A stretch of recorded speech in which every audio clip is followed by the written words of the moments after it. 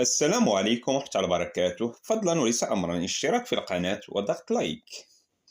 لماذا حرم الله عز وجل زواج الإخوة من الرضاعة؟ قال الله سبحانه وتعالى: بسم الله الرحمن الرحيم: حرمت عليكم أمهاتكم وبناتكم وأخواتكم وعماتكم وخالاتكم وبنات الأخ وبنات الأخت وأمهاتكم التي أرضعنكم وأخواتكم من الرضاعة وأمهات نسائكم وربائبكم اللاتي في حجوركم ومن نسائكم اللاتي دخلتم بهن، فإن لم تكونوا دخلتم بهن فلا جناح عليكم، وحلائل أبناؤكم الذين من أصلابكم، وأن تجمعوا بين الأختين إلا ما قد سلف، إن الله كان غفورا رحيما. وعن ابن عباس رضي الله عنه قال النبي صلى الله عليه وسلم: يحرم من الرضاعة ما يحرم من النسب.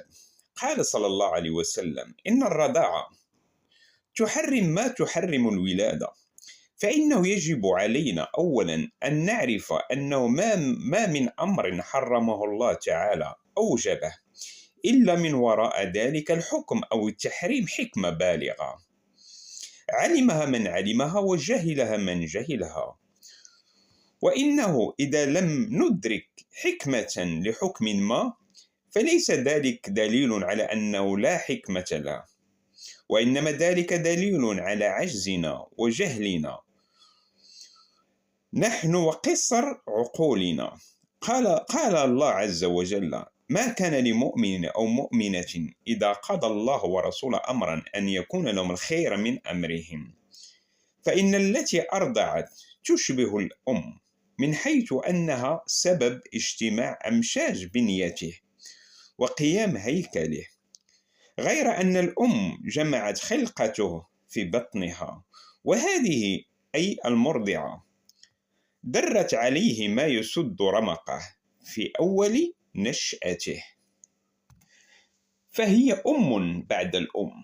وقال الشيخ عبد الكريم زيدان: وإذا كانت الرضاعة تحقق الجزئية المادية بين الرضيع ومرضعته، كما يحقق شيئا من أعظم مظاهر الأمومة والحنان باحتضانها للطفل وإرضاعه من ثديها، فهي بهذا كله تستحق أن تكون أما له بهذا الرضاع، وما يتجلى به من مظاهر الأمومة والحنان. والأم تحرم على ابنها، فتحرم هذه المرضعة على رضيعها، كما تحرم أمه النسيب عليه، وكذلك من يتصل بها على النحو الذي بيناه ووضحناه. عندما قام العلماء بتحليل حليب الأم لاحظوا وجود مواد لا توجد في الحليب العادي، وسبحان الله تختلف من امرأة لأخرى.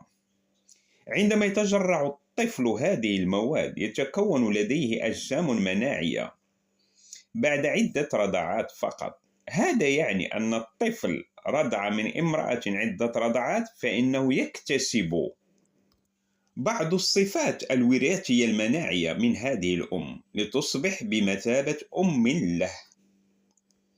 فإن المولود يتكون جسمه من جسم المرأة التي أرضعته، فيكون جزءا منها، كما أنه جزء من أمه التي حملته هذه الصفات الوراثية التي اكتسبها الرضيع من المرأة، تشبه تلك التي اكتسبها أولادها الحقيقيين منها ليصبحوا وكأنهم إخوة له.